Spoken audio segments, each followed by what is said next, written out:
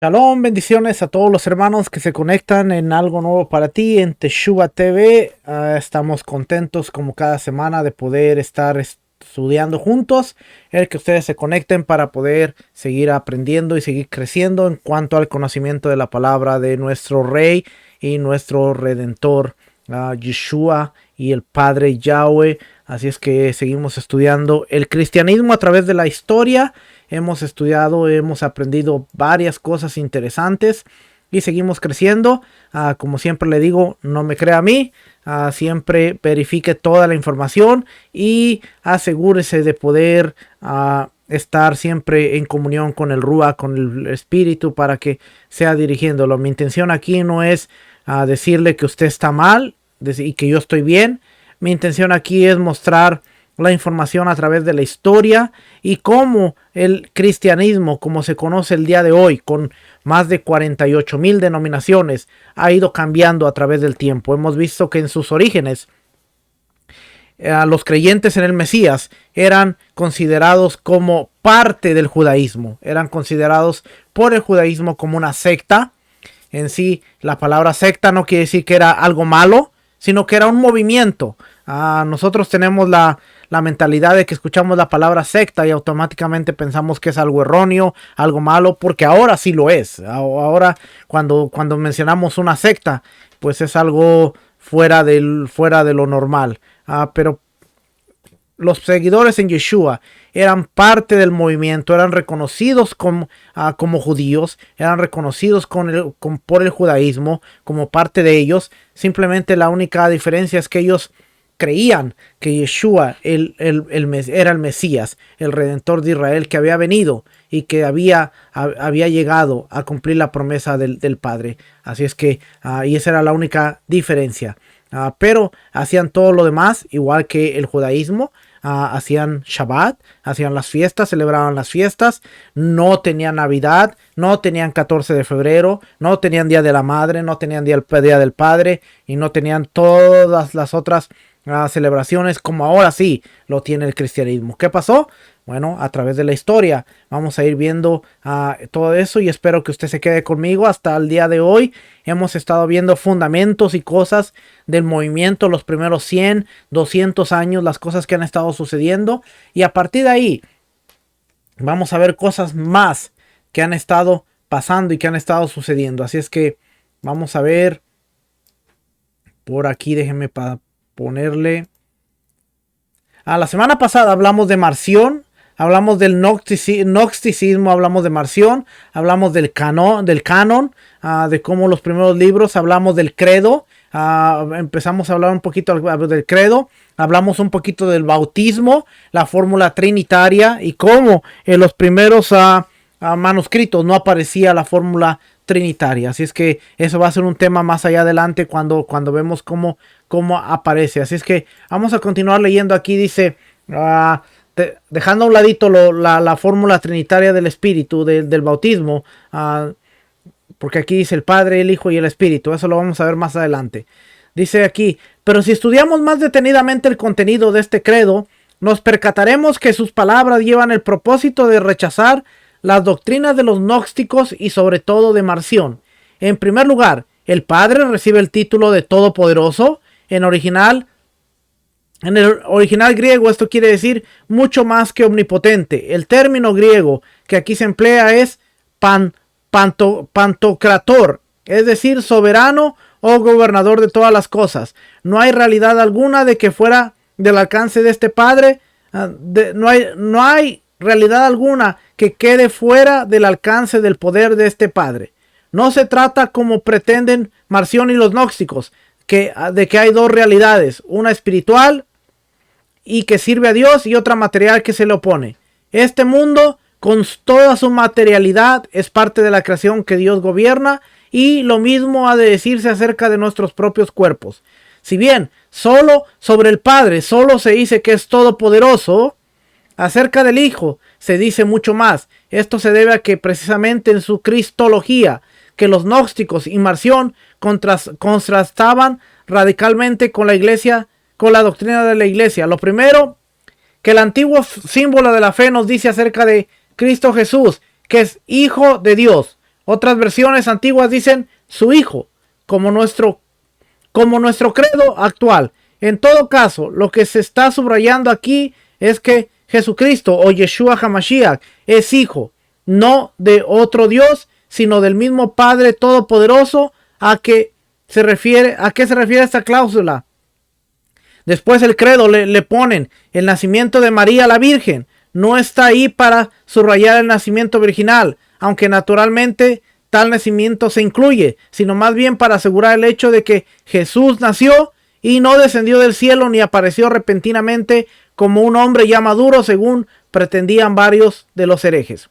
De igual modo, la referencia a Poncio Pilato no tiene el propósito de culpar al procurador romano por la crucifixión, sino más bien de darle una fecha concreta a lo que se estaba diciendo. Para algunos de los gnósticos, Jesús no era un ser histórico, sino un mito o una alegoría universal. Por esta razón del credo, le pone la fecha a la crucifixión bajo Poncio Pilato. De igual modo, para refutar el docetismo de los herejes, el credo subraya que Jesús fue crucificado y murió y se levantó de nuevo al tercer día, vivo de entre los muertos, y ascendió al cielo y se sentó a la diestra del Padre. Por último, refiriéndose todavía a Jesucristo, el credo afirma que vendrá a juzgar. Aquí tenemos otra afirmación antimarcionista, puesto que Marción decía que el Dios y Padre de Jesucristo era un ser totalmente amoroso que no juzgaba ni condenaba. Ahora fíjese, voy a regresar a la parte esta de aquí para que veamos el credo. ¿Dónde está? Ya me pasé.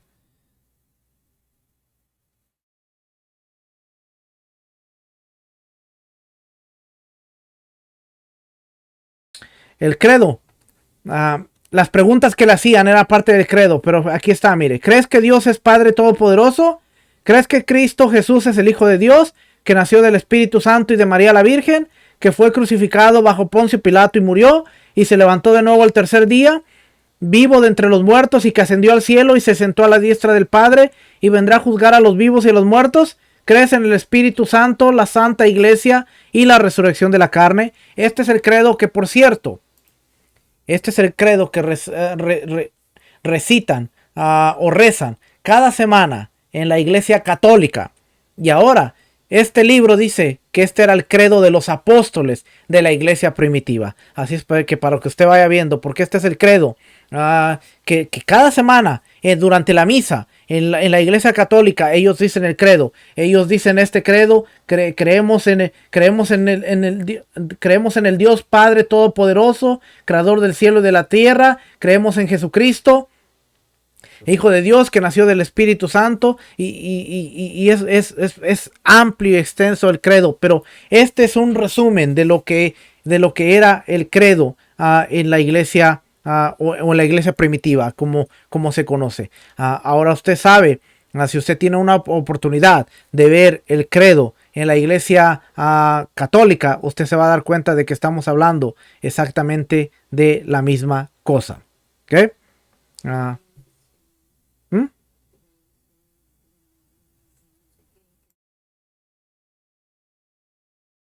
Ya, porque ahí era donde se empezaba, de alguna manera la iglesia empezaba a tomar un rumbo diferente de lo que eran sus raíces. Y ahí es donde vamos a empezar a ver que la iglesia ya entra en lo que es la adoración a la Virgen María, y a todas estas cosas como las vamos a conocer ya más adelante. Así es que ah, quiero ver si le puedo poner.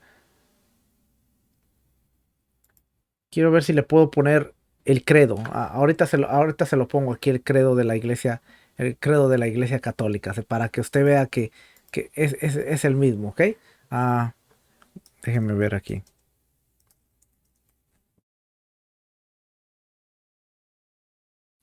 Espérame, no lo tenía considerado, pero ahorita aquí lo buscamos rápido.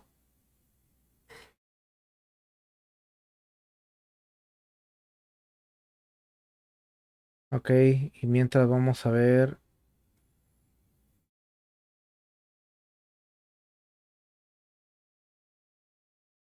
A ver esta imagen, a ver si es esta imagen.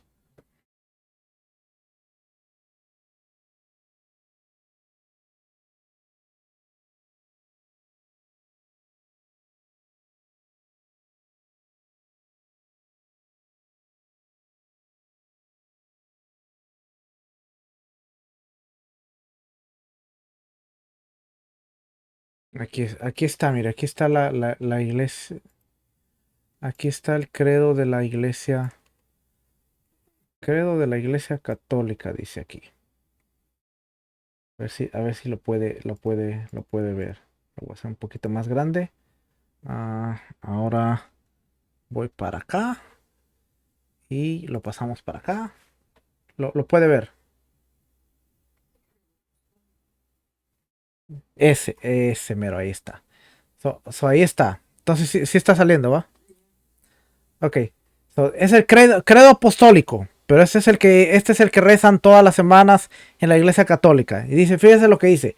Creo en Dios Padre Todopoderoso, Creador del cielo y de la tierra. Creo en Jesucristo, su único Hijo, Señor nuestro, que fue concebido por obra y gracia del Espíritu Santo, nació de Santa María Virgen. Lógicamente aquí ya está acomodado como padeció bajo el poder de Poncio Pilato, fue crucificado, muerto y sepultado, descendió a los infiernos, al tercer día resucitó de entre los muertos, subió a los cielos y está sentado a la diestra de Dios Padre Todopoderoso, desde ahí ha de venir a juzgar a los vivos y a los muertos. Creo en el Espíritu Santo, la Santa Iglesia Católica, la comunión de los santos, el perdón de los pecados, la resurrección de la carne y la vida eterna.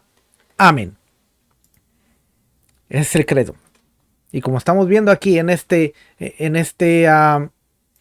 libro o en este documento, uh, la historia del cristianismo de Justo González, estamos viendo que este era el credo que se creía que tenían los primeros apóstoles. Y antes de hacer bautismo, antes de hacer el bautismo, ellos hacían estas preguntas basado en el credo. ¿Ok? Para que usted vea la cosa, cómo está la cosa aquí. Así es que vamos a ver dónde nos quedamos por aquí. Espérame que esta computadora ya otra vez se quiere parar.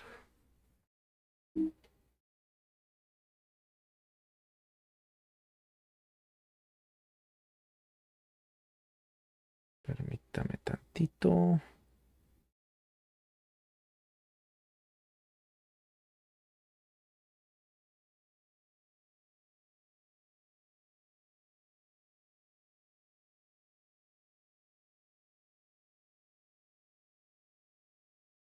A ver.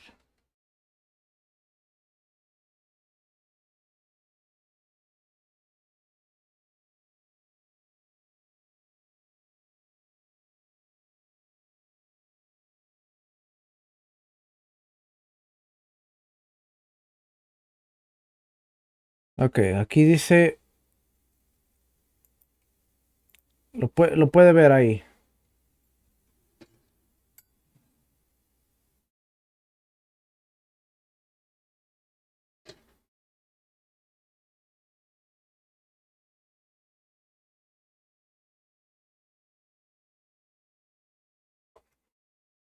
A ver si.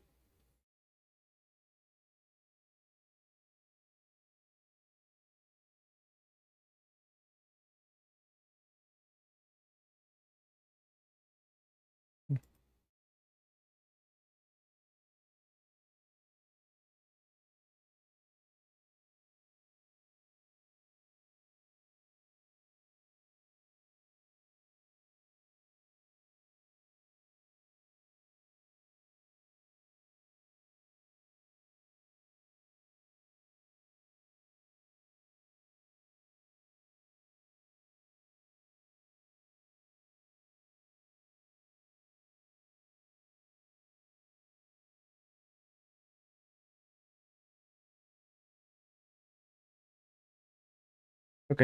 ah,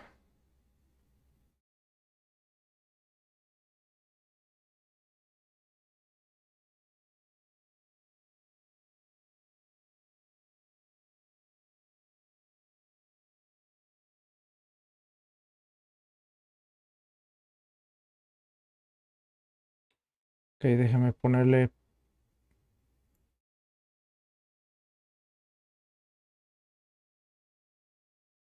Ahí lo ve. Ok, ok, entonces dice ahí.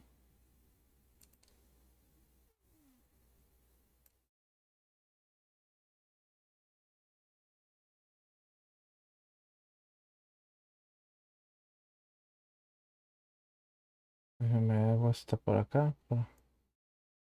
Ok, ok, entonces dice aquí. En resumen,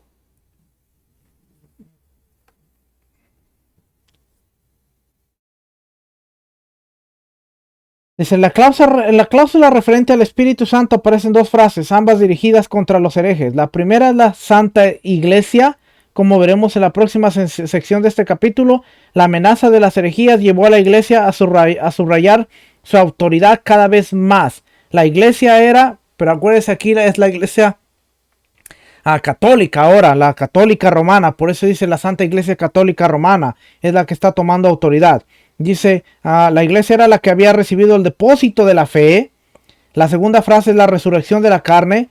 Según hemos dicho más arriba, muchos de los herejes pretendían que el cuerpo y todas las cosas físicas eran malas.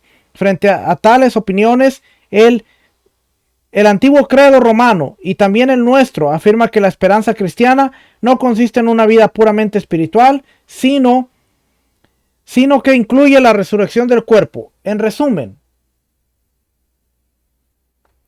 ¿se ve mejor así? Se ve mejor así, ¿va?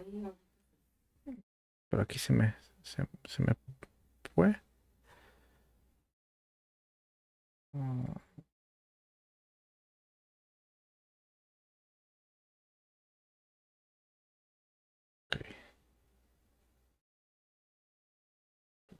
Ok. Dice, en resumen, el origen de nuestro credo se halla en las luchas contra las herejías que tuvieron lugar a mediados del siglo II. Naturalmente, el antiguo símbolo de la fe que hemos citado más arriba no es exactamente igual a nuestro credo de los apóstoles, pues a través de los siglos fueron añadiéndosele otras frases hasta llegar a tener su forma presente, que fue la que le leí. Pero la discusión del desarrollo posterior del credo nos llevaría fuera de los límites cronológicos del presente capítulo. La respuesta de la iglesia, la sucesión apostólica. Aquí vamos a ver dónde empiezan a aparecer los apóstoles. En la última instancia, sin embargo, el debate con los herejes se centraba en la cuestión de la autoridad de la iglesia. Esto no se debía sencillamente a que fuera necesario que alguien decidiera quién tenía razón, sino que se debía más bien al carácter mismo de lo que se debatía. Los herejes decían que las verdaderas enseñanzas de Yeshua, de Jesús, habían sido pasadas a través de algún apóstol, y que ellos eran los verdaderos depositarios de esa fe.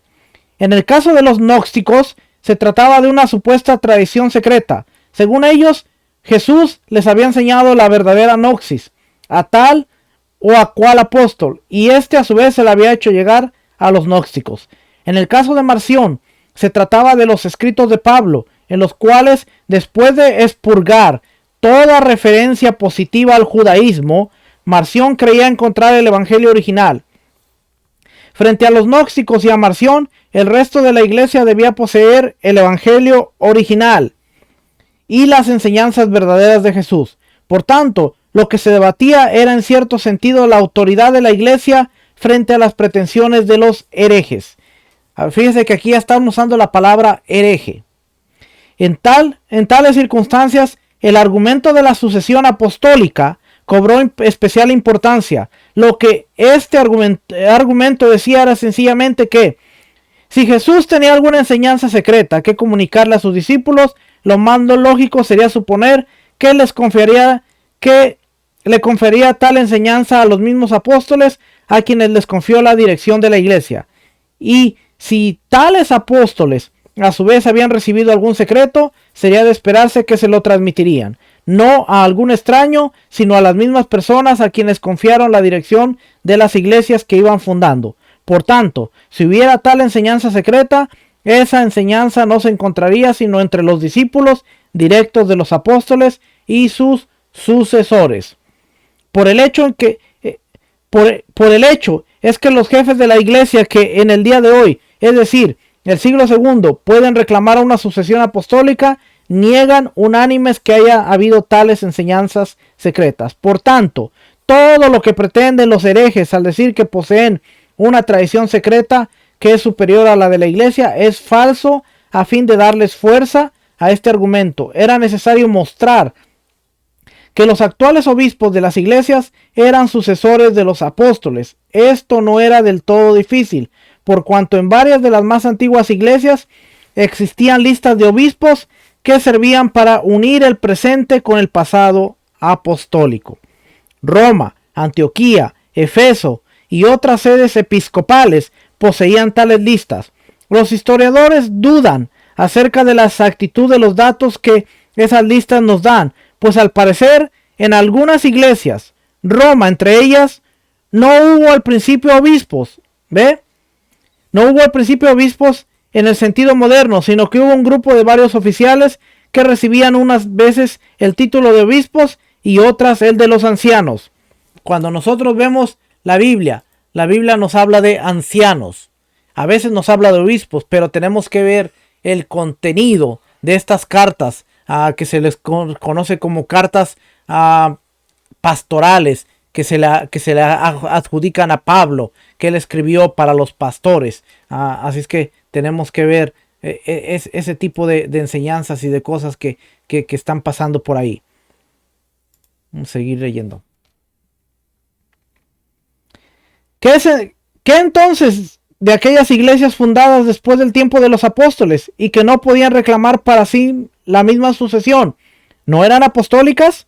Si lo eran, pues no se trataba aquí de todas las iglesias, que todas las iglesias pudieran mostrar su conexión directa con los apóstoles, sino que se trataba más bien de que todas concordaran en la fe y que pudieran juntamente mostrar que esa fe les había sido enseñada por los apóstoles.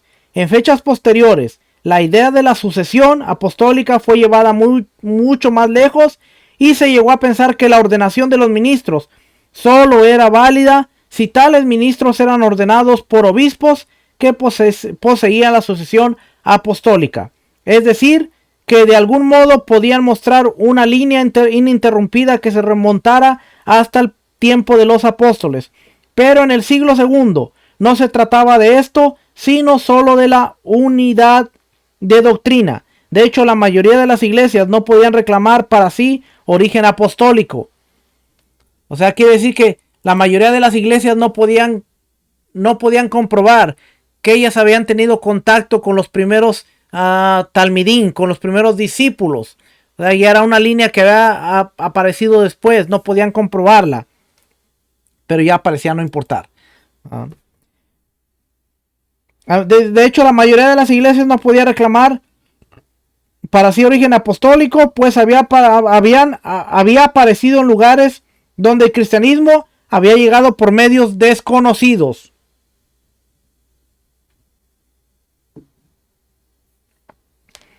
Oiga lo que está diciendo ahí. Dice, había llegado por medios desconocidos. A la larga, algunas de las iglesias en las ciudades más importantes, como, oiga las ciudades que voy a mencionar, Alejandría y Constantinopla, inventaron sus propias leyes acerca de sus orígenes apostólicos.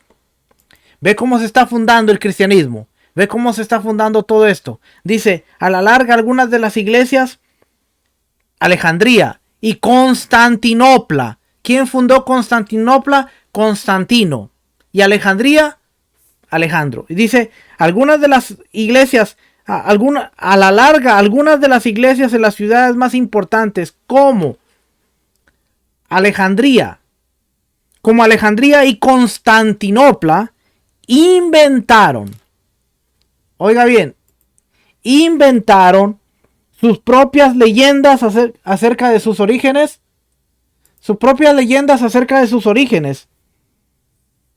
apostólicos. Pero por lo pronto, lo importante es sencillamente que todas las iglesias concordasen frente a los gnósticos y a Marción en lo esencial de la fe, y que varias de ellas pudieran mostrar que su propia doctrina era la de los apóstoles, era la que los apóstoles les habían enseñado. Por otra parte, si vemos el origen de la idea de la sucesión apostólica dentro de su propio contexto, veremos que no se trataba de limitar o circunscribir el derecho a pensar o enseñar.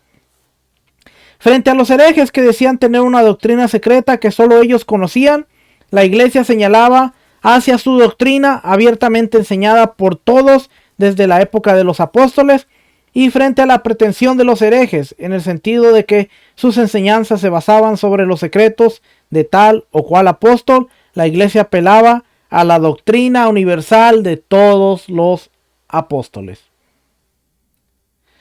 La iglesia católica antigua. Esto es lo que quería decir en sus orígenes la frase iglesia católica. La palabra católica quiere decir universal. Eso quiere decir que la iglesia se formó y la iglesia se llamaba la iglesia católica, que era la iglesia universal. Y hoy sigue siendo la iglesia universal.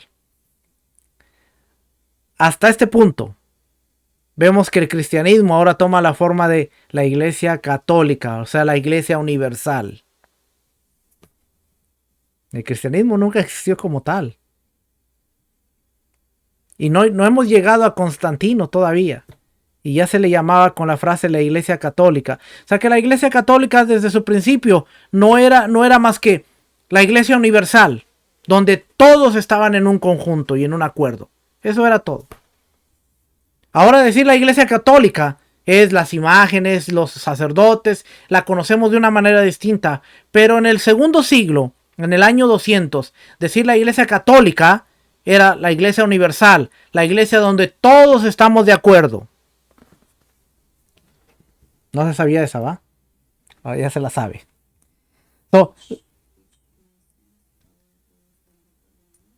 ¿Y ahora qué es lo que pretende la iglesia católica? Volver a lo mismo, a tener una misma religión. Una misma religión. Voy a ver si se voltea esto y no me causa problemas. Ok. Ahí mejor, porque si no me estoy volteando aquí para ver. Ok. So, vamos a seguir leyendo. ¿Ok? Espero que haya entendido ese término de la iglesia católica. La iglesia, esto es lo que quería decir en sus orígenes la frase la iglesia católica. La palabra católica quiere decir universal, pero también quiere decir según el todo. En ambos sentidos, frente a los herejes, la iglesia del siglo II comenzó a darse el título de católica. ¿Cómo se llamaba la iglesia de Cristo en el siglo II? La iglesia católica. ¿Cuál era el título que tenía la iglesia? A través de la historia de lo que estamos viendo, la historia del cristianismo, ¿cómo se llamaba la iglesia en el siglo II? Se llamaba la iglesia católica. Y lo dice una fuente cristiana. No lo digo yo. No se enoje conmigo. Yo le estoy leyendo el libro. Si usted lo quiere, se lo doy. A mí me lo han mandado a pedir personas. Y yo le he mandado el libro. ¿Ok? Porque a través del estudio de las personas que nos siguen, a través de YouTube y a través de las redes, nos han mandado a pedir el libro. Y yo se los doy. Lo quiera, ahí está. Mire, yo no lo estoy sacando. A mí no me lo reveló nadie. Se lo estoy sacando de un libro. Así es que si usted lo quiere, yo se lo doy.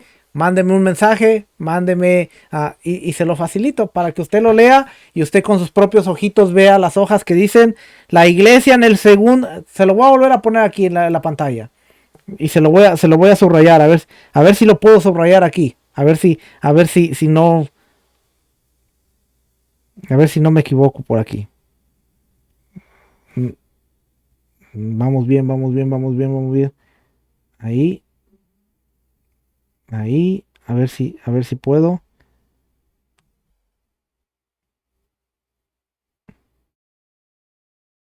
No. Ahí está. Ahí quedó. La iglesia del siglo II comenzó a darse el título. No subrayó la otra parte. Ahí. La iglesia del siglo segundo comenzó a darse el título de católica. Y estamos hablando de la iglesia de los creyentes en Jesucristo. Familia. Les amo, familia. Vamos a seguir leyendo.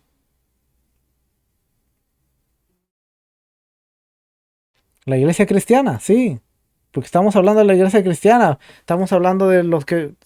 quiere decir que la iglesia pasó el año 100, pasó el año 200, al año 200 para frenar las herejías y para frenar todo. Ellos se empezaron a llamar la iglesia católica. No se llamaba la iglesia cristiana, se llamaba la iglesia católica. Porque católica significa universal, según el todo.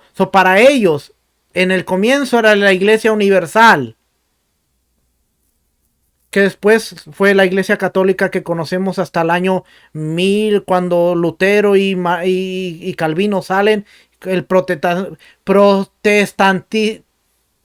protestantismo sale de la iglesia católica.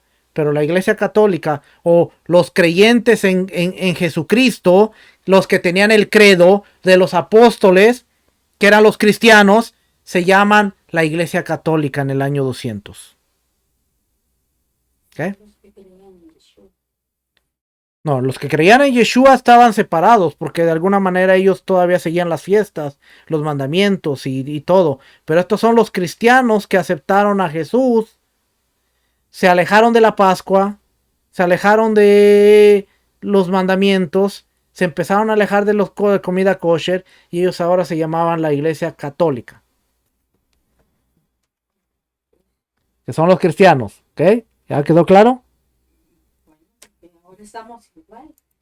Ya le quedó claro aquí a mi esposita. Espero, si alguna pregunta ahí póngala ahí. Dice, lo que esto quería decir, oiga, porque aquí viene la explicación, para que no se vaya a enojar. Lo que esto quería decir, en primer lugar, que se trataba de la iglesia universal. No tenía nada que ver con imágenes, estatuas y nada de esas cosas todavía. ¿Ok?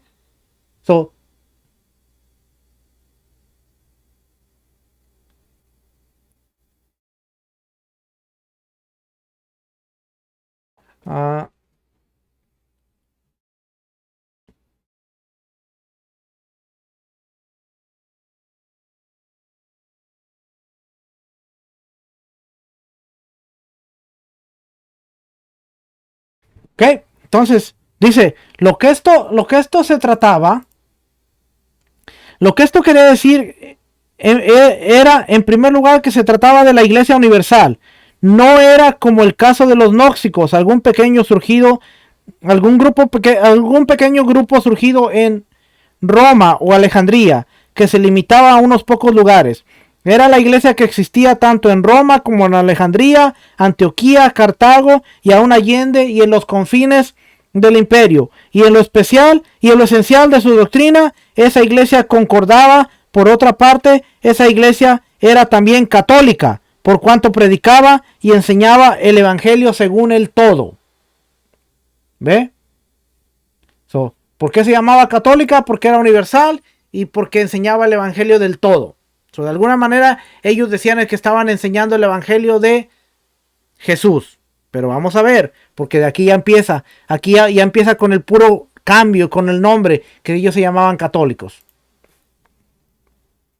Su visión no era parcial, como la de los gnósticos o la de Marción. Entre los gnósticos algunos decían poseer el evangelio de Santo Tomás. Los gnósticos, oiga bien, los gnósticos. Porque ahora hay algunos cristianos predicando con el evangelio de Tomás.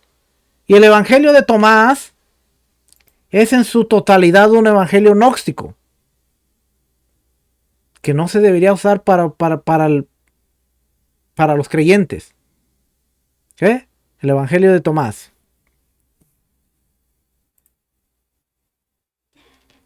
Dice, entre los gnósticos algunos decían poseer el evangelio de Santo Tomás, mientras que otros decían conocer los secretos revelados a Santiago o alguno de los otros apóstoles. Marción creía que solo Pablo había interpretado el evangelio correctamente. Frente a tales visiones parciales, la iglesia opuso su visión católica, es decir, su visión según el todo, no solo un evangelio, sino 4. Serían las bases de su enseñanza acerca de Jesucristo, además de las epístolas de Pablo. Su Nuevo Testamento incluiría la de los otros apóstoles y en lugar de basar su autoridad sobre tal o cual apóstol, la iglesia según el todo la basaría sobre todos los apóstoles. Desde el punto de vista histórico, es importante comprender esto, puesto que muchos interpretan mal el propósito de la iglesia al confeccionar el canon del Nuevo Testamento o al insistir en la sucesión apostólica. Cuando se hizo el canon y cuando primero apareció la doctrina de la sucesión apostólica, lo que se pretendía no era promover una actitud rígida, sino todo lo contrario, es decir, responder a la rigidez de los herejes, cuyas doctrinas no eran según el todo. La iglesia del siglo II estaba consciente de esa multiplicidad de autoridades. 4 evangelios, todos los apóstoles, podrían traer dificultades en cuestión de detalles, pues no todas las autoridades concordaban en todo, pero a ese precio la iglesia prefirió ser según el todo y rechazar la estrechez de los herejes. Ok, ahora ellos están basando su enseñanza en los evangelios, en los apóstoles, pero hay un punto bien importante, porque están dejando a un lado el fundamento básico de la fe. Ahora ellos están basando, fíjense que están basando en los evangelios, en las enseñanzas de Jesús, en los apóstoles, en el Nuevo Testamento. Pero ¿qué están dejando a un lado? Están dejando el Tanakh, el Antiguo Testamento. Están dejando toda la primera parte del libro. Y ahí es donde vamos a empezar a ver que la iglesia católica o la iglesia universal va a empezar a tomar su rumbo totalmente opuesto de lo que era antes del primero, antes de que terminara el primero y durante el primer siglo. Que todavía era una iglesia que tenía su base y su fundamento en el judaísmo, a través del Shabbat, las fiestas, la Torá, los mandamientos. Ahora ellos dicen, la base de nuestro fundamento es los apóstoles, las enseñanzas de Jesús, el Nuevo Testamento, y se están olvidando de todo lo que quedó. De alguna manera, ellos están contraatacando a Marción, pero están optando las doctrinas de Marción en hacer una separación entre el Antiguo y el Nuevo Testamento. Los maestros de la iglesia. Vamos a hablar un poquito acerca de los maestros de la iglesia. Los maestros de la iglesia. Quien no ha aprendido la palabra puede escudarse tras su propia ignorancia. Pero quien la ha escuchado y persiste en su incredulidad, recibirá más daño mientras mayor sea su sabiduría. Fíjense qué interesante este dicho. Quien no ha aprendido la palabra puede excusarse tras su propia ignorancia. Pero quien la ha escuchado y persiste en su incredulidad, recibirá más daño mientras más sea su sabiduría. Esto lo escribió Clemente de Alejandría. A fines del siglo II y principios del tercero, ya vamos entrando al año 300, vamos a empezar a encontrar Constantino y vamos a ver el nuevo rumbo de la ahora Iglesia Católica. ¿Okay? Ahora sí va a tomar su rumbo fuerte la Iglesia Católica. Acuérdense, católica no quería decir de imágenes y no quería decir santos y no quería decir simplemente eran los creyentes en Jesús que estaban desprendidos de su identidad judía y que ellos estaban estableciendo su propia iglesia universal. Eso era lo que quería decir. Pero vamos a ver cómo se va transformando.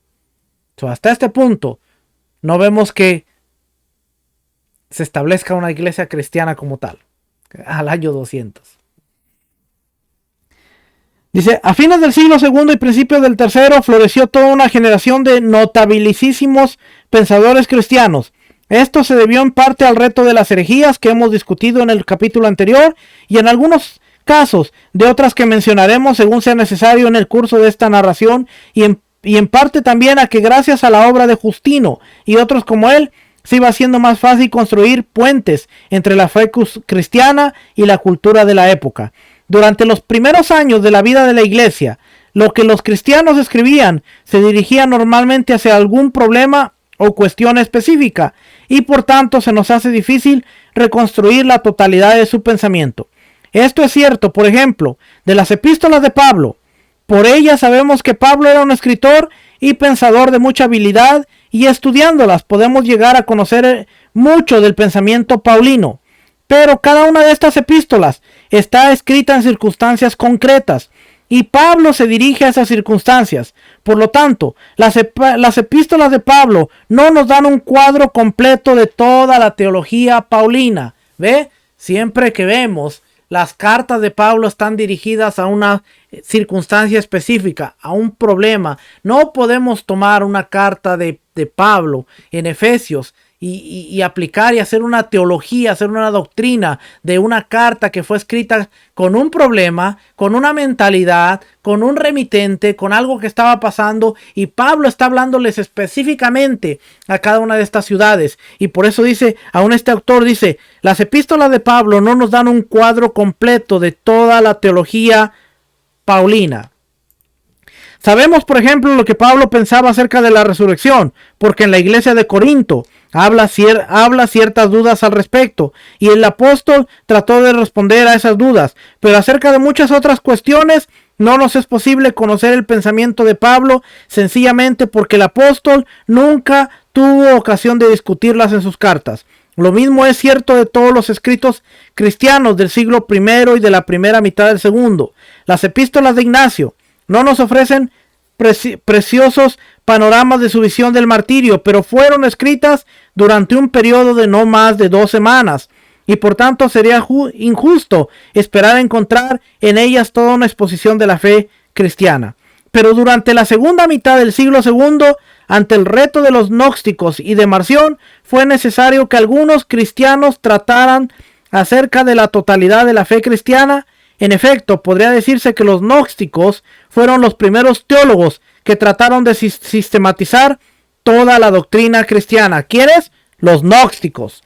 En ese intento de sistematización, tergiversaron esa doctrina de tal modo que los demás cristianos la vieron amenazada y se dedicaron a refutar las especulaciones de los herejes.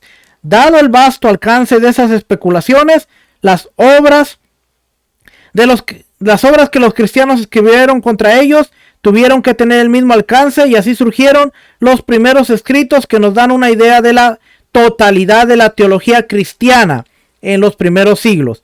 Estos escritos son las obras de Ireneo de León, Clemente de Alejandría, Tertuliano de Cartago y Orígenes también de Alejandría. ¿Cómo aparece la doctrina cristiana? Ahora aquí viene una cuestión. ¿Cómo aparece la teología de la doctrina cristiana? Aparece a través de estos pensadores que no tienen nada que ver con la Torá, sino son pensadores filosóficos, muchos de ellos a través de la filosofía, y están tratando de refutar las cuestiones. Así es que la doctrina cristiana que se está empezando a levantar no tiene nada que ver con el fundamento de la Torá y con la palabra de Dios, sino viene a través del pensamiento filosófico, teológico de algunos hombres. Y esto es lo que empieza a ser los pilares de la teología cristiana, que tiene en sus orígenes un rechazo total a la Torá y a los mandamientos de Dios y al apego del judaísmo. Ireneo de León. Ireneo era natural de Asia Menor, probablemente Esmirna, donde nació alrededor del año 130 y donde fue discípulo del obispo Policarpo, acerca de cuyo martirio hablamos en el capítulo anterior. Durante toda su vida Ireneo fue admirador ferviente de su maestro Policarpo, y en sus escritos se refiere repetidamente a la enseñanza de un anciano o presbítero, cuyo nombre no menciona, pero parece ser Policarpo. En todo caso, por razones que desconocemos, Ireneo se trasladó a León, en lo que hoy es Francia. Allí llegó a ser presbítero de la iglesia que le envió a Roma con una carta para el obispo de esa ciudad. Ireneo estaba en Roma cuando tuvo lugar la persecución en León y Viena, que hemos discutido anteriormente. En esa persecución, el obispo Fontino entregó su vida como mártir, y por tanto, cuando Ireneo regresó a León, quedó a cargo de la dirección espiritual de la iglesia que él eligió para que fuese su obispo. Ireneo era ante todo un pastor. Su interés no estaba en la especulación filosófica, ni en descubrir secretos recónditos hasta entonces desconocidos, sino en dirigir a su grey en la sana doctrina y en la vida correcta. Por lo tanto, sus escritos no intentan elevarse en altos vuelos especulativos, sino que pretenden sencillamente refutar a los herejes e instruir a los creyentes. Aunque Ireneo compuso otros escritos, son dos las obras suyas que se conservan: la demostración de la fe apostólica y la refutación de la falsa noxis, esta última mejor conocida como Contra las herejías. En primer lugar, de estas obras de Ireneo, está tratando de instruir a su grey sobre algunos puntos de la fe cristiana. En la segunda, está tratando de refutar a los gnósticos. En ambas, Ireneo se limita a exponer la fe que ha recibido de sus maestros, sin tratar de adornarla con especulaciones de su propia cosecha. Por tanto, mucho más que cualquiera de los otros teólogos que hemos de estudiar aquí, Ireneo nos muestra que lo que era la doctrina común de la iglesia hacia fines del siglo II. De igual modo que Ireneo es ante todo pastor, él mismo concibe a Dios como un pastor. Dios es un ser amante que crea al mundo y a la humanidad, no por necesidad ni por error como pretendían los gnósticos, sino por razón de su propio deseo de tener una creación a la cual amar y a la cual dirigir como el pastor. Dirige a la grey hacia el redil. Desde esta perspectiva, toda la historia aparece como el proceso mediante el cual el divino pastor va dirigiendo a su creación hacia la consumación final. La coronación de la creación de Dios es la criatura humana. El ser humano fue creado desde el principio como un ser libre y por tanto responsable. Esa libertad es tal que mediante ella podemos conformarnos más y más a la voluntad y a la naturaleza divina y gozar de una comunión siempre creciente con nuestro Creador. Pero por otra parte, la criatura humana no fue creada desde un principio en toda su perfección. Como pastor que es, Dios colocó a la primera pareja en el paraíso, no en un estado de perfección, sino como niños. Lo que esto quiere decir que Dios tenía el propósito de que el ser humano de tal modo creciera en comunión con él, que a la larga llegara a estar aún por encima de los ángeles. Los ángeles son seres superiores a nosotros solo provisionalmente. Cuando se cumpla en la humanidad el propósito divino, los seres humanos estaremos por encima de los ángeles, pues gozaremos de una comunión con Dios más estrecha que la de ellos. La función de los ángeles es semejante a la del tutor, que ha de dirigir los primeros pasos de un príncipe, aunque por el momento el tutor está por encima del príncipe, a la larga le queda superditado. Dios creó entonces a la humanidad como niños, para que fueran creciendo y acostumbrándose a la comunión con él. Oiga lo que decía este hombre: además de los ángeles, Dios contaba con sus dos manos, el Verbo y el Espíritu Santo, para dirigir e instruir a la humanidad. Guiados por esas manos, los seres humanos hemos de recibir instrucción y crecimiento, preparándonos cada vez más para una comunión más y más íntima con Dios. Esto es lo que Ireneo llama divinización. El propósito último de Dios es hacernos cada vez más semejantes a Él. Esto no quiere decir que de algún modo nos disolvamos en la divinidad, ni que lleguemos a ser iguales a Dios. Al contrario, Dios se encuentra tan por encima de nosotros que por mucho que crezcamos en nuestra semejanza a Él, siempre nos quedará camino por andar. Empero, uno de los ángeles, Satanás, sintió celos del destino tan elevado de Dios que Dios reservaba para la criatura humana, y por tanto tentó e hizo pecar a Adán y Eva. Como resultado del pecado, la criatura humana fue expulsada del paraíso y su crecimiento quedó torcido. Por lo tanto, la historia tal como se ha desarrollado es resultado del pecado. Pero si bien el contenido concreto de la historia de la humanidad es resultado del pecado, el hecho de que haya historia no lo es. Dios siempre tuvo el propósito de que hubiera historia. El paraíso no era sino el punto de partida en los propósitos de Dios con la humanidad. Lo mismo puede decirse con respecto a la encarnación de Dios en Jesucristo. La encarnación no es el resultado del pecado humano. Al contrario, desde un principio Dios tenía el propósito de unirse a la humanidad como lo ha hecho en Jesucristo. De hecho, el Verbo encarnado fue el modelo que Dios utilizó al crear al ser humano según a su imagen y semejanza. Adán y Eva fueron creados para que tras un proceso de crecimiento e instrucción llegaran a ser como el Verbo que habría de encarnarse por razón del pecado. Lo que ha sucedido es que la encarnación ha tomado otro propósito y que ha venido a ser remedio contra el pecado y medio para la derrota de Satanás. Hasta aquí le he leído parte de lo que este hombre está hablando en su teología.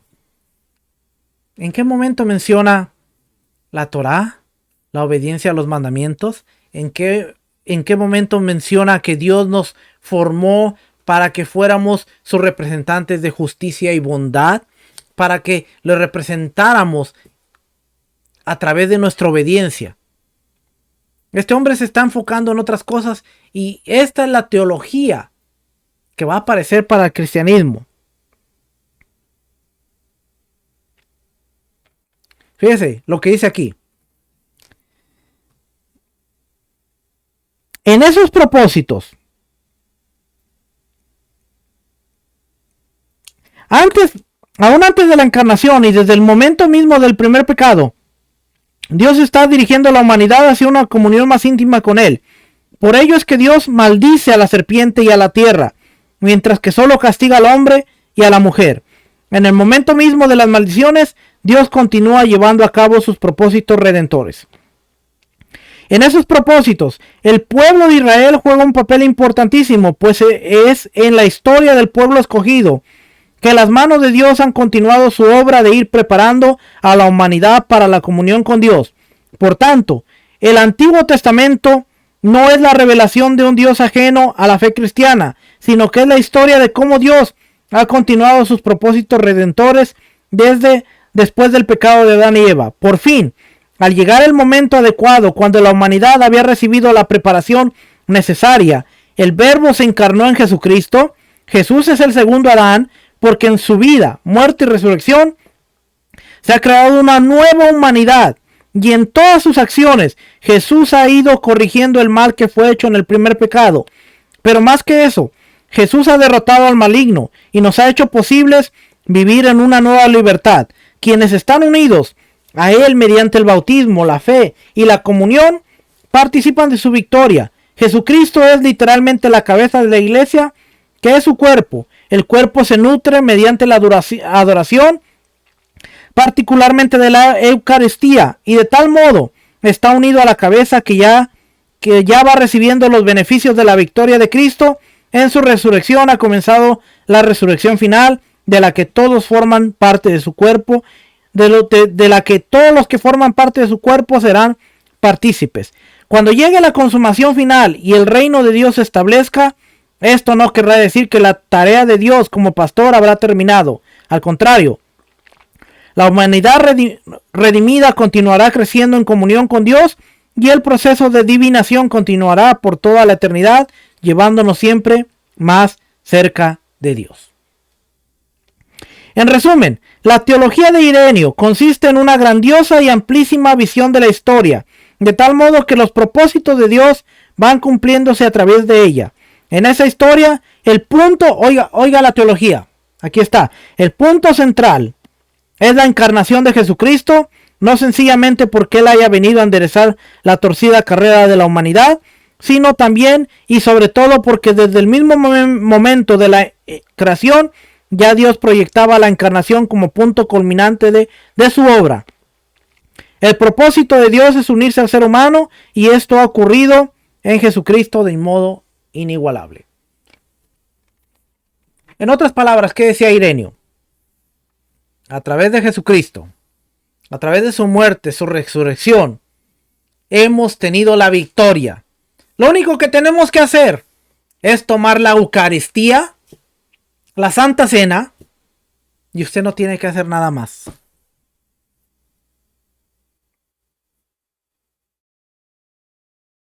No tiene que obedecer Torá, no tiene que obedecer mandamientos, no tiene que hacer nada, porque ya Dios lo hizo todo por usted. ¿Le suena parecido? ¿Le suena algo que se sigue predicando hasta el día de hoy? ¿Le suena algo? Él fue el primer teólogo, acuérdese. La teología apareció a través de este hombre. Fue uno de los primeros. Clemente de Alejandría. Muy distintos son los intereses y la teología de Clemente de Alejandría. Al parecer, Clemente era natural de Atenas, un griego, de Grecia. La ciudad que durante siglos había sido famosa por sus filósofos. Sus padres eran paganos, pero el joven Clemente se convirtió de algún modo que desconocemos y se lanzó entonces en búsqueda de quien pudiese enseñarle más acerca del cristianismo. Tras viajar por buena parte del Mediterráneo, encontró en Alejandría un maestro que le satisfizo. Este maestro era Panteno, de quien es poco lo que sabemos. Pero en todo caso Clemente permaneció en Alejandría y sucedió a Panteno a la muerte de su maestro. En el año 202, a causa de la persecución de Septimio Severo, a la que hemos de referirnos en el próximo capítulo, Clemente se vio obligado a abandonar Alejandría y anduvo por varias regiones del Mediterráneo oriental, particularmente Siria y Asia Menor, hasta su muerte, que tuvo lugar alrededor del año 215. Alejandría, donde Clemente recibió su formación teológica y donde primero ejerció su magisterio, era el centro donde se daban cita todas las diversas doctrinas que circulaban en esa época, y era también, por lo tanto, el centro de la fiebre sincretista que hemos mencionado en repetidas ocasiones. Ok, ¿qué es el sincretismo? Sincretismo es la mezcla de varias creencias, donde se unen y se hace un sincretismo, una mezcla de muchas cosas escondidas. Es el sincretismo.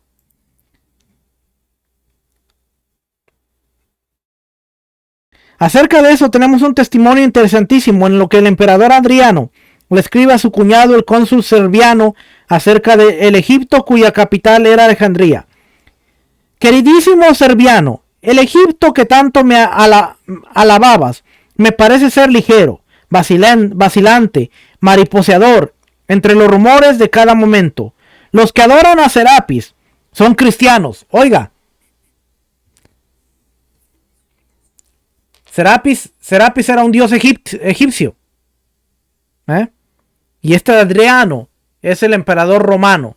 Y él le escribe a su cuñado y le dice: los que adoran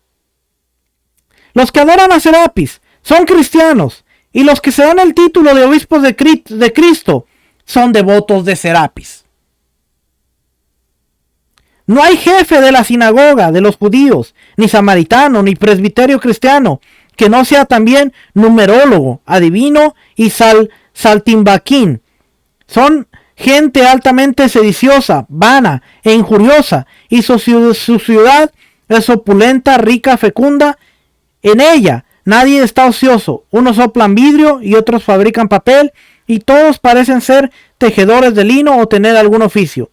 Tienen trabajo los gotosos, los mutilados, los ciegos y hasta los inválidos. El único Dios de todos ellos es el dinero, a quien adoran los cristianos, los judíos y toda clase de gente. Por el resto de la carta de Adriano sabemos que estaba enojado con los alejandrinos, y por ello todo lo que había visto en aquella ciudad le parecía mal. Hasta el hecho de que todos estuvieran ocupados le daba ocasión para criticar la vida de los alejandrinos. Pero aún descontando la mala voluntad del emperador, esta carta nos da la impresión de una ciudad rica, con gran actividad comercial e intelectual, en la que por tanto se mezclaban y confundían toda suerte de doctrinas. Y aquí es donde nació, se formó y creció el gran teólogo cristiano Clemente de Alejandría. ¿Qué ambiente, va? Es el padre de la iglesia. Por otra parte, Adriano no menciona las verdaderas glorias de Alejandría, además de su faro, que era una de las 7 maravillas de la antigüedad. Alejandría contaba con su famosísima biblioteca y con su museo o templo de las musas, es decir, algo así como una universidad. Ahí se daban cita a los más distinguidos pensadores del momento, y por tanto Alejandría era conocida en todo el imperio como el centro de la vida intelectual del Mediterráneo. Fue en esa ciudad que Clemente halló a Panteno y formó su teología. Por tanto, no ha de extrañarnos el que su propio pensamiento muestre notables afinidades hacia el pensamiento filosófico de su época. Además, Clemente no fue pastor como Ireneo, sino maestro y maestro de intelectuales. Por tanto, lo que él busca no es tanto exponer la fe tradicional de la iglesia ni guiar a todo el rebaño de tal modo que evite caer en las redes de la herejía, sino más bien ayudar a quienes buscan las verdades más profundas y convencer a los intelectuales paganos de que el cristianismo no es después de todo la religión absurda que sus enemigos pretenden. En su exhortación a los paganos, Clemente da muestras de su método teológico al apelar a Platón y otros filósofos. Busco conocer a Dios y no solo las obras de Dios. ¿Quién me ayudará en mi búsqueda? ¿Cómo entonces, oh Platón, ha de buscarse a Dios? El propósito de Clemente en este pasaje es mostrarle a sus lectores paganos que buena parte de las doctrinas cristianas encuentran apoyo en las enseñanzas de Platón. ¿Y quién era Platón? Platón era un filósofo griego. Clemente de Alejandría está tratando de mostrarle a sus lectores que las doctrinas cristianas tienen apoyo en las filosofías griegas. Y ahí vemos una mezcla, un sincretismo. Porque, ¿qué tiene que ver Atenas con Jerusalén? ¿Qué tiene que ver la filosofía con la Torá? Clemente de Alejandría dice, sí, se complementan. Clemente de Alejandría. De este modo, los paganos podrán acercarse al cristianismo sin creer que se trata, como decían muchos, de una religión de gentes ignorantes y supersticiosas. Pero la razón por la que Clemente apela a Platón no es solo la conveniencia del argumento. Clemente está convencido de que la verdad es una sola y que por tanto cualquier verdad que Platón haya conocido no puede ser distinta de la verdad que se ha revelado en Jesucristo y en las Escrituras. Según él, la filosofía le ha sido dada a los griegos, de igual modo que la ley le ha sido dada a los judíos, y por tanto la filosofía como la ley tienen el propósito de llevar a la verdad última que nos ha sido revelada en Jesucristo. Los filósofos son a los griegos lo que los profetas fueron a los judíos. Con los judíos Dios ha establecido el pacto y la ley, y con los griegos el de la filosofía. ¿Ve? Él está haciendo claramente una separación. Los profetas han traído la ley a Israel. Los griegos han traído la filosofía para que podamos entender las revelaciones de Dios. Dice aquí, ¿cómo entonces hemos de coordinar lo que nos dicen los filósofos con lo que nos dicen las Escrituras? A simple vista parece haber una enorme distancia entre ambos, pero según Clemente, un estudio cuidadoso de las Escrituras nos llevará a las mismas verdades que los filósofos enseñaron. Esto se debe a que todas las Escrituras están escritas en alegorías, o como dice Clemente, en parábolas. El texto sagrado tiene siempre más de un sentido. El sentido literal no ha de despreciarse, pero quien se queda en él es como el niño que no se contenta con beber, leche y nunca llega a ser adulto. Más allá del sentido literal se encuentran otros sentidos que el verdadero sabio ha de descubrir. La relación entre la fe y la razón es muy estrecha. Según una, no puede funcionar sin la otra. La razón siempre construye sus argumentos sobre la base de ciertos principios que ella misma no puede demostrar, pero que acepta por fe. Para el sabio, la fe ha de ser entonces el primer principio, el punto de partida sobre el cual la razón ha de construir sus edificios. Pero el cristiano, que se queda en la fe, al igual que el que no va más allá del sentido literal de las Escrituras, es como el niño de leche que no puede crecer por falta de alimento sólido. Frente a tales personas que se contentan con los rudimentos de la fe, se encuentra el sabio, o como dice Clemente, el verdadero gnóstico. El sabio va más allá del sentido literal de las Escrituras y de los rudimentos de la fe.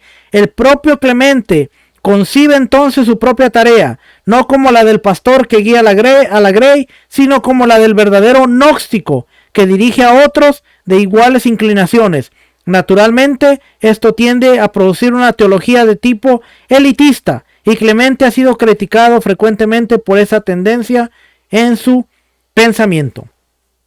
En cuanto al contenido mismo de la teología de Clemente, hemos de decir poco, aunque él piensa estar sencillamente interpretando las escrituras. Su exegesis alegórica le hace posible encontrar en ellas ideas y doctrinas que vienen más bien de la tradición platónica. Dios es el uno inefable, acerca del cual es imposible decir cosa alguna en sentido recto.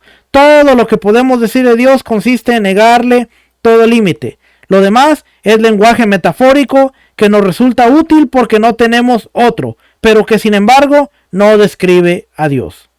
Este uno inefable se nos da a conocer en el Verbo, que le reveló a los filósofos y a los profetas toda la verdad que supieron y que últimamente se ha encarnado en Jesucristo. En todo esto, Clemente sigue a Justino y en cierta medida al filósofo judío alejandrino Filón, a quien nos hemos referido anteriormente, pero su énfasis en la encarnación del Verbo hace que su teología sea cristocéntrica. Por otra parte, la importancia de Clemente no está en lo que haya dicho sobre tal o cual doctrina, sino en el modo en que su pensamiento es característico de todo un ambiente y tradición que se forjaron en la ciudad de Alejandría y que sería de gran importancia para el curso posterior de la teología. Más adelante, en este capítulo a tratar acerca de Orígenes, veremos el contenido de esta teología en toda su madurez y por tanto no es necesario que nos detengamos a exponerlo. Baste decir que se trata de un tipo de teología cuya preocupación fundamental consiste en construir puentes entre la fe cristiana y la cultura que la rodea. Es una teología construida más para las gentes culturales que para las masas. ¿Qué dice Clemente de Alejandría? Clemente de Alejandría está basando su teología en la filosofía griega, en Platón. Él dice, no hay ninguna diferencia. Dios le dio la sabiduría a los filósofos, a los griegos, como le dio la revelación a los profetas. Y por lo tanto, lo que los filósofos griegos hablan debe ser lo mismo que los profetas. Así es que es lo mismo. Y todo llega a cumplirse en la persona de Jesucristo. Clemente de Alejandría, al igual que Ireneo, están basando su teología en lo que está pasando en el momento. Pero ellos no están basando sus doctrinas y sus teologías en cuanto a es la base del evangelio, que es la Torá, el mandamiento dado a Israel, que seamos representantes de su justicia y su bondad. Ellos están trayendo la filosofía, la están amoldeando y están poniendo a Cristo en el medio para que el mensaje sea cristocéntrico. Todo lo cumplió Cristo, todo lo hizo Cristo. Lo único que nosotros tenemos que hacer es ver en la persona de Cristo. No tenemos que hacer nada. Y así es como la teología de reemplazo se empieza a formar, porque ahora de alguna manera estamos viendo que la iglesia viene a ser una entidad muy diferente de lo que era el Israel. Israel sirve para la historia, para ver lo que Dios hizo, para ver cómo Dios, de alguna manera, en Romanos capítulo 11 dice, Dios ha desechado a su pueblo. Y Pablo, Rab Shaul dice, de ninguna manera, Dios no ha desechado a su pueblo. Así es que, ¿qué aprendimos el día de hoy? Después de tanta información y tanta lectura. Que a los creyentes en el siglo II se les llamaba la Iglesia Católica, la Iglesia Universal, la Iglesia del Todo. Que sus doctrinas estaban basadas en refutar los argumentos de los gnósticos y de Marción, pero que en esas doctrinas estaba envuelto el sincretismo, porque ellos estaban optando filosofías griegas para traerlas, aplicarlas y poder mandar un mensaje revelador. Que cada vez más la doctrina que está optando la iglesia cristiana y la iglesia católica se está alejando de sus bases, que son la Torá y los mandamientos a Dios. Que ellos están basándose en la filosofía. Y acuérdense que los griegos tenían su filosofía basada en los dioses. Hasta este punto no vemos que la iglesia tenga estatuas, tenga imágenes, tenga santos. Pero eso viene ya con el año 300.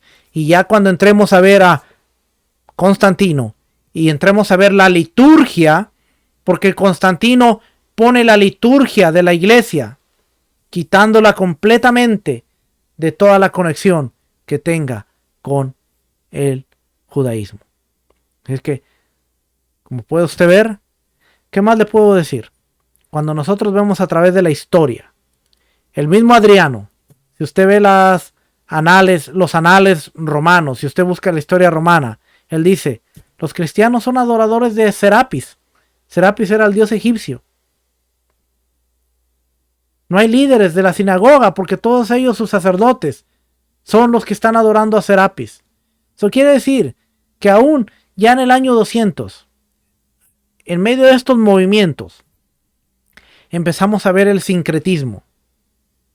Y ese sincretismo se va a hacer aún más fuerte cuando veamos al adorador de Mitras. ¿Quién era Mitras? Mitras era el dios romano, el dios de la guerra. Que uno de sus símbolos era la cruz. Y de repente se aparece un hombre que dice, se me reveló el Señor. Y dijo, con esta cruz vencerás. Sí, pero esa cruz era de Mitras. Y ese hombre se llama Constantino. Y Constantino viene a darle otro giro a la iglesia que ya venía sufriendo, a la iglesia que ya venía fracturándose, a la iglesia que le pone por insignia la cruz. Y siempre hemos dicho la cruz, la cruz, la cruz. La cruz pertenecía a Mitras, el dios de la guerra. Lo que se le apareció a Constantino no fue la cruz de Cristo, fue la cruz de Mitras.